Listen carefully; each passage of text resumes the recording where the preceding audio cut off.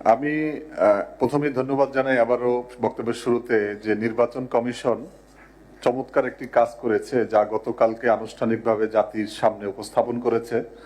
আমার মনে আছে 1996 সালে আমি আমার জায়গা থেকে প্রবাসীদের ভোটাধিকারের জন্য আন্দোলন করেছিলাম, মানববন্ধন করেছিলাম। এরপর ধারাবাহিকভাবে এটা আমাদের একটা অন্যতম দাবি ছিল, এটা পূর্ণতা পেয়েছে।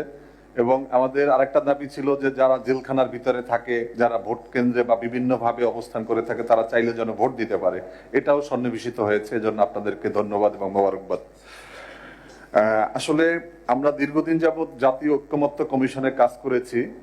আমাদের নির্বাচন সংস্কার একটা কমিশন ছিল, সেখানে আমাদের প্রস্তাবনাও ছিল, কিন্তু আমরা যে প্রস্তাবনা দিয়েছি পরবর্তীতে আমাদের সাথে কোনো আলোচনা হয়নি। এবং আমাদের প্রস্তাবনার ভিতর থেকে বেশ কিছু প্রস্তাব আপনারা যেগুলো খসড়া করেছেন বা চূড়ান্ত করেছেন সেখানে আছে, কিন্তু অনেকগুলো বিষয় নাই যা আজকে আমরা কিছুটা উল্লেখ করেছি। তো আজকে অংশীজন হচ্ছে রাজনৈতিক দল, এই অংশীজনদের সাথে আলোচনা না করে যে আরপিও করা হয়েছে, এই আরপিওটা আসলেই তো অপূর্ণাঙ্গ মনে হচ্ছে। আমাদের আলোচনায়ও তো এটা ফুটে উঠেছে। এটার জন্য আমি নির্বাচন কমিশনকে দায়ী করব নাকি সরকারকে করব, আসলে তো এটা যথেষ্ট এখানে আমাদের রয়েছে। তারপর আমরা আশা করব যে অন্তত বড় বড় যে বিষয়গুলো রয়েছে, আজকে প্রধান একটা সমস্যা যে আমাদের জোট করলে ভোট করতে হবে দলীয় প্রতীকে। হ্যাঁ, যে দল করতে চায় তার প্রতীকে করবে, কিন্তু যদি জোট করে সেক্ষেত্রে তাকে তো আগেও ছিল, এটা ফ্যাসিবাদের সময় তারা এটাকে আটকায় নেয়। এটা আমরা দেখো 2008 সালে যখন বিচার ব্রিগেডিয়ার সাখাওয়াত সাহেব ওনারা নতুন একটা সংস্কারের উদ্যোগ নিয়েছিলেন, সেখানেও তারা ছিল। আমি আশা করবো এটাকে বিশেষ বিবেচনায় আপনারা নিবেন, এটা আমাদের বিশেষ একটা আরজ রইল। আরেকটা জায়গা হচ্ছে যে এমপিওভুক্ত শিক্ষা প্রতিষ্ঠানের ক্ষেত্রে আজকে আমরা দেখেছি যে অনেকগুলো দলের প্রধানতম তারা প্রচারণায় তারা নেমে গিয়েছেন, তারাই আবার প্রিজাইডিং অফিসার, তারাই পুলিং অফিসার। তাহলে কি নির্বাচন হবে? এটা তো প্রশ্নবিদ্ধ হবে। এটাকে গুরুত্বের সাথে দেখার জন্য বলছি।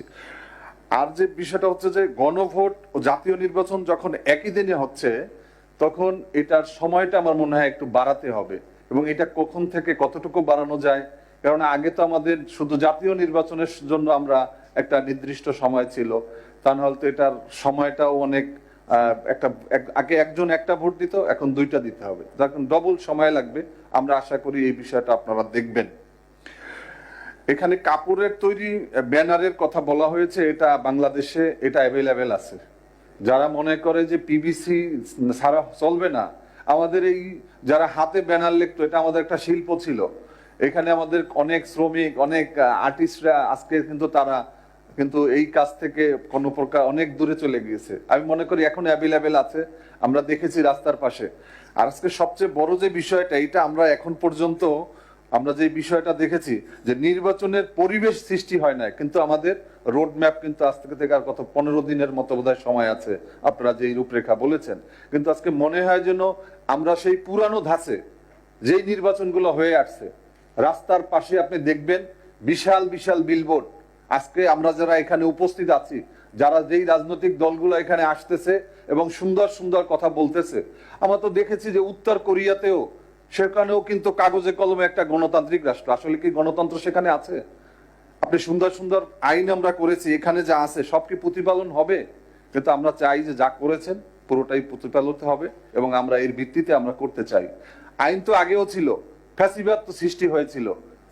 তো এই আইনগুলোকে আজকে ইমপ্লিমেন্ট করা দরকার, রাজনৈতিক দলগুলোকে বাধ্য করা দরকার যে নির্বাচনের আগে বিলবোর্ডের যে মহোৎসব, রাস্তার একটা ওয়ালও ফাঁকা নেই।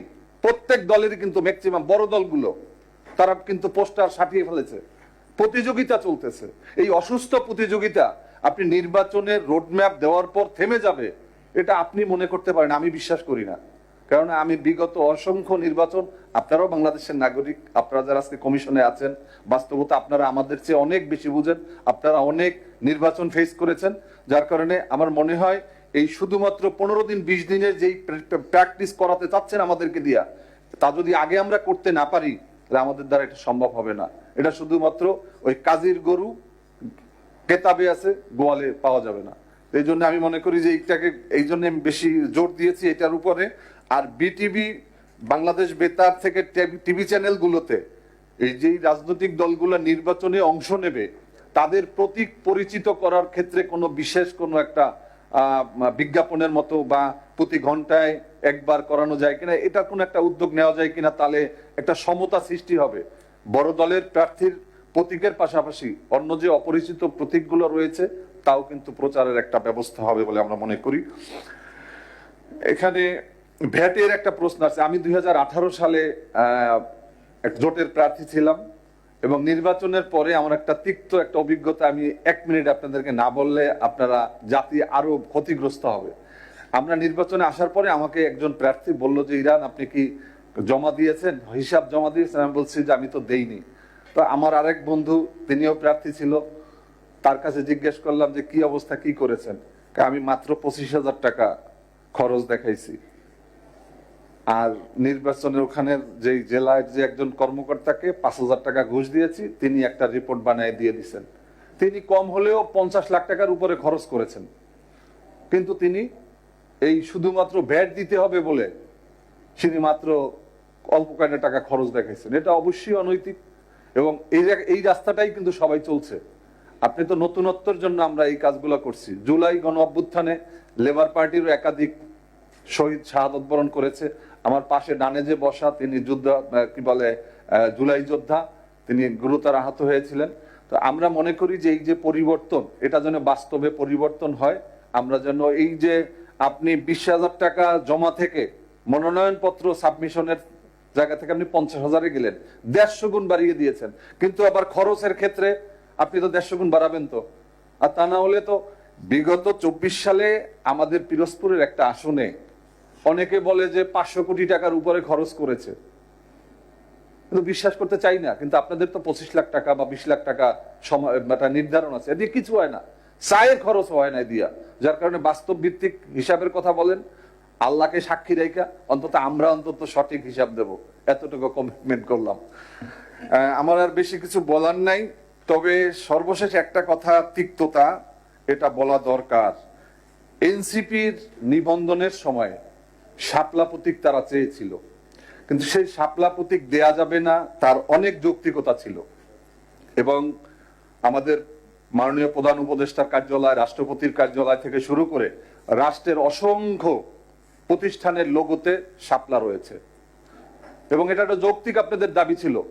কিন্তু আপনারা সর্বশেষ একটা চিঠিও দিয়েছিলেন যে তারা যদি এই সময়সীমার ভিতরে যদি তারা না নেয় তাহলে আমরা একটা সিম্বল তাদেরকে দেব।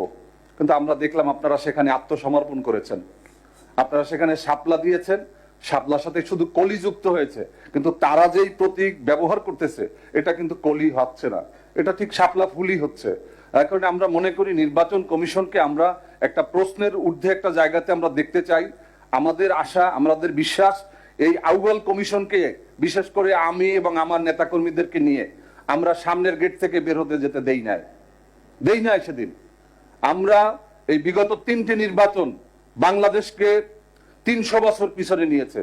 মানুষ জাতীয় সংসদ নির্বাচন, উপজেলা নির্বাচন, ইউনিয়ন পরিষদ নির্বাচন, এমনকি ক্লাবের যে নির্বাচন হয়, বিভিন্ন যে এলাকা ভিত্তিক থানা ইউনিয়নের যে নির্বাচনগুলো আছে, এগুলোও হয়নি বিগত 17 বছরে।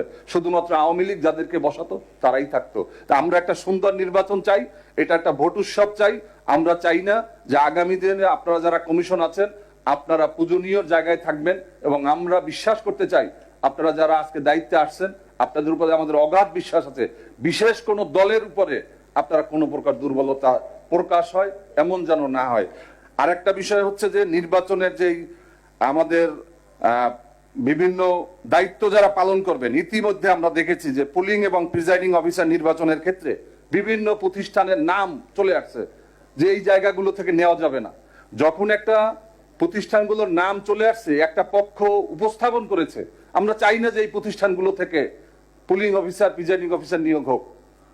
এটা আপনাদেরকে দেখা দরকার। সবাইকে ধন্যবাদ আমাদেরকে আমন্ত্রণ জানানোর জন্য। বাংলাদেশ লেবার পার্টির পক্ষ থেকে আবারও শুভেচ্ছা, ধন্যবাদ, সালাম। আসসালামু আলাইকুম ওয়া রাহমাতুল্লাহি ওয়া বারাকাতুহু।